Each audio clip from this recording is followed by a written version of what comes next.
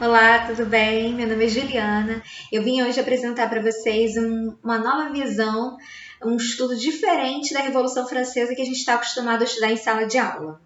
Em sala de aula a gente estuda que os grandes feitos na história, eles foram idealizados, eles foram protagonizados por homens, né? E pouco se sabe sobre a participação feminina em algum feito, alguma revolução, algum momento. E não é bem isso. E hoje eu vou mostrar para vocês que tem uma participação super importante feminina na Revolução Francesa. Mas primeiro vamos dar um panorama geral sobre o que estava acontecendo na França nessa época, né? A Revolução Francesa, ela perdurou entre o período de 1789 a 1799, ou seja, foi uma revolução que durou 10 anos.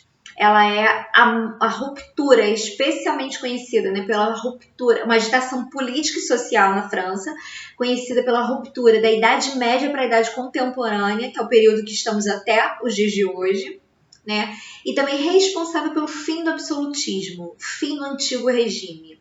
Né, onde o Estado controlava tudo na pessoa do rei absolutista, né, o primeiro, segundo e terceiro Estado, com muita participação do clero e da nobreza.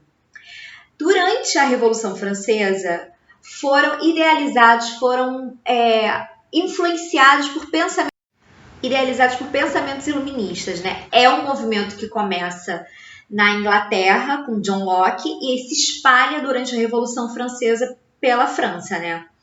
Com pensamentos assim, que todos somos iguais, mas nem todos somos iguais. Para os pensadores iluministas, as mulheres estavam excluídas desse pensamento. Mas até aí tudo bem, as mulheres não estavam se revoltando por isso. Por que elas se revoltaram? Por que elas partiram para essa linha de ataque, digamos assim, né, na Revolução Francesa? Nessa época, as mulheres pouco participavam das assembleias, das decisões políticas da sociedade francesa. Pouco participavam por quê? Porque tinham as mulheres mais pobres que já estavam, elas não é que elas participassem, elas não participavam, mas elas já estavam acostumadas a ficar na rua, vendendo, as peixeiras, que são muito importantes na Revolução Francesa, presta atenção. E, então, essas mulheres já estavam acostumadas a ficar ali na rua, já ouviam aquele papo político, mas não participavam. Né? As mulheres passaram a participar por quê? Porque as mulheres sempre tiveram aquele papel de donas de casa, do lar, responsável pelo lar, pela economia, pela criação dos filhos. E no período da Revolução Francesa, né, após a queda da Bastilha, né, em 14 de julho de 1789, a França estava passando por um período tenso, um período de revoltas e um período também muito pobre, um período que faltavam alimentos, os preços estavam elevados. Então as mulheres que eram responsáveis pelo sustento dos seus filhos, o sustento de sua família, elas resolvem reivindicar uma melhoria para sua família.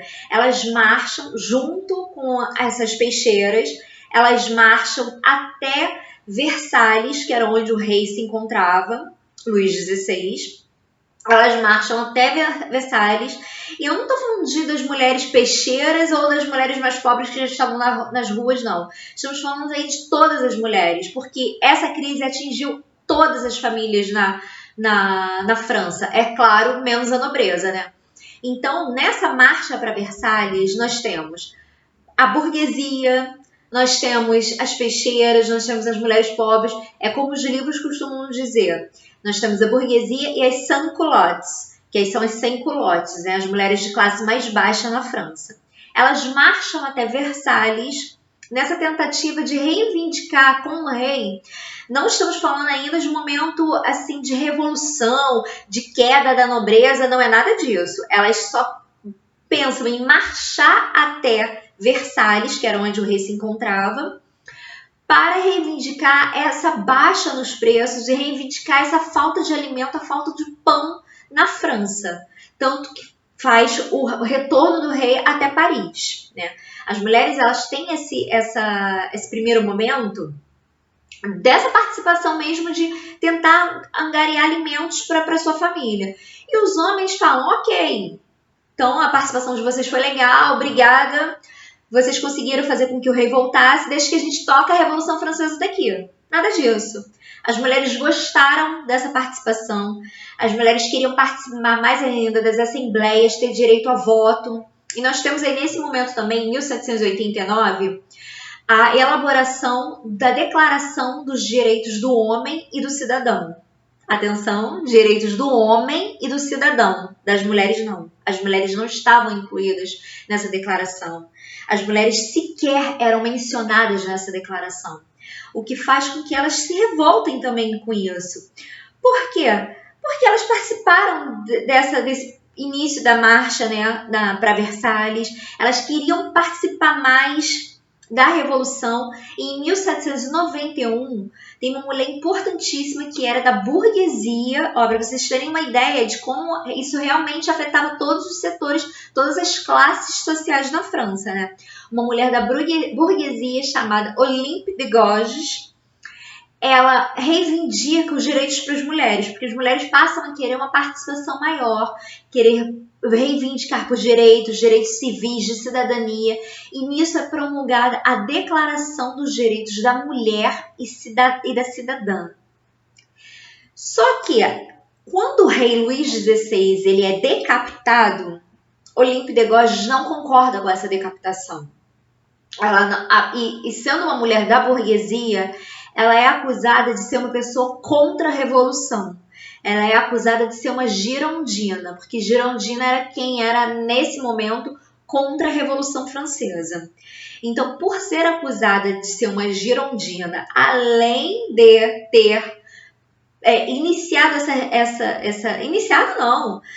Olympe de Gouges promulgou a Declaração dos Direitos da Mulher e da Cidadã. Então, nós temos aí os homens revoltados, ainda que concordassem com a participação das mulheres, com a marcha para Versalhes e tal, elas não queriam direitos para as mulheres, queriam que elas voltassem para o seu lar e continuassem cuidando de sua família, não queriam que essas mulheres participassem, não tivessem uma participação política.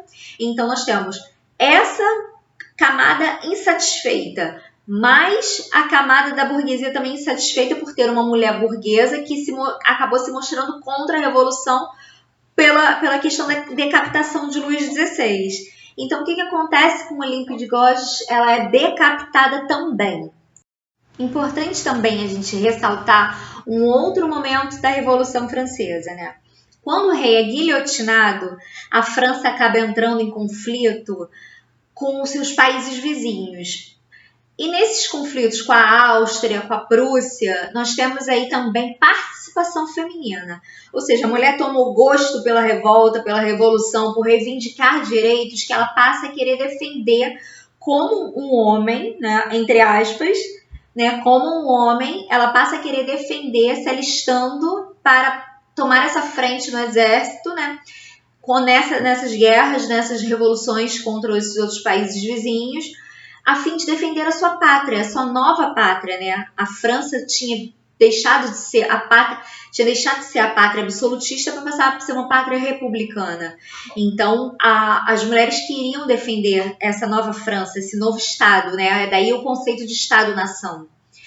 E os outros países, é claro, se encontravam extremamente insatisfeitos porque a Revolução Francesa e o iluminismo, né, os pensamentos iluministas, eles estavam se espalhando pelo mundo. Nós temos também temos vários exemplos aqui no Brasil. Esses pensamentos iluministas estão se espalhando e iniciando revoltas. Uma super importante, mas fica para uma outra aula, é a da Revolução do Haiti, que tem uma forte influência da Revolução Francesa. Então, essas mulheres também passam a se alistar para a defesa dessa nova pátria.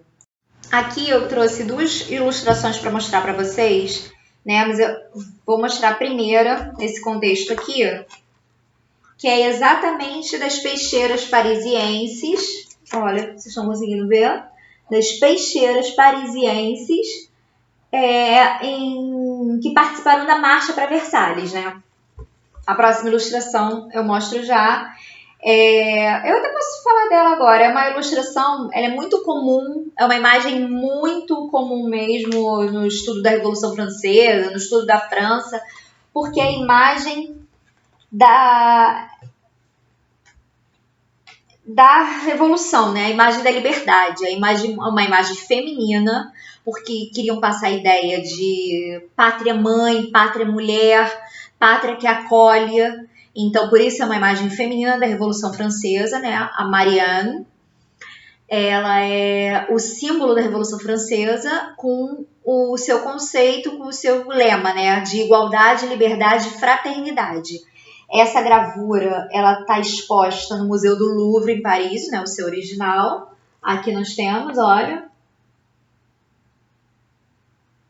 É uma gravura muito importante da Revolução Francesa, assim como o próprio hino da França, né? A Marseillaise. Se você pegar para escutar e dissolver o hino da França, você vai ver que em vários pedaços ele inflama a população em revoltas e revoluções, em defesa da pátria, porque ele vem exatamente dessa época, da Revolução Francesa. Então, de uma maneira geral, nós vamos fazer um apanhado do que foi essa participação das mulheres na Revolução Francesa. Ela começa com as mulheres insatisfeitas com a falta de pão, a falta de alimento para sua família, e marcham para Versalhes na tentativa de trazer o rei para Paris para que ele resolva os problemas de fome, os problemas da alta do preço, da inflação e tudo mais. Ou seja, nós temos assim muito, mas temos assim que um dos marcos da Revolução Francesa foi exatamente essa marcha para Versalhes, essa marcha feminina para Versalhes. Juliana, tinham só mulheres na marcha? Não. Tinha uma participação masculina também, mas a grande maioria era das mulheres marchando para Versalhes, né? O rei volta, se dissolve a Revolução Francesa em si, ele é guilhotinado, as mulheres continuam, após a marcha para Versalhes, as mulheres continuam reivindicando seus direitos, querendo mais e mais participação política, né? E com base nos pensamentos iluministas, é criada a Declaração dos Direitos do Homem e do Cidadão, o que deixa as mulheres extremamente insatisfeitas porque elas também querem participar e ter direitos políticos, direitos de cidadã. E como disse, a Olympe de Gouges, nessa, não contra a Revolução, né, mas uma resposta a essa Declaração dos Homens, ela cria a Declaração dos Direitos da Mulher e da Cidadã, né? Nós temos, assim, os ideais da Revolução Francesa, do pensamento iluminista, como eu disse, se espalhando pelo mundo todo, criando revoltas e quedas de monarquia, de absolutismo, mas nós temos também, sim, direitos que foram inspirados nessa revolução, nessa participação feminina, e que perduram até hoje, como eu disse, com influência até no Brasil, como, por exemplo, o divórcio. Tem início, né, tem histórico nessa participação. A gente tem que estudar mais a participação das mulheres nas revoltas, nas revoluções. Tem também participação feminina na Revolução Industrial.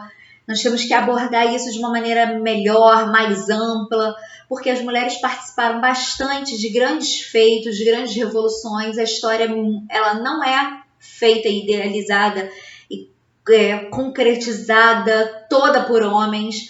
A gente tem o estudo da história ainda hoje, muito da história dos vencedores, a história dos homens, né? Então a gente tem que olhar para essas categorias, para essas minorias, né? A participação das mulheres, a história dos perdedores.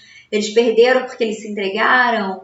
Eles perderam porque a história é exatamente aquilo como disse? Não. Tem todo um outro lado, a gente precisa estudar, a gente precisa ampliar o nosso conhecimento histórico. Eu espero que vocês tenham gostado dessa aula. Nós temos aqui diversas outras gravuras, mas não deu para mostrar tudo, porque é um pouco de tudo, né? Desse apanhado que a gente vai fazendo, mostrando,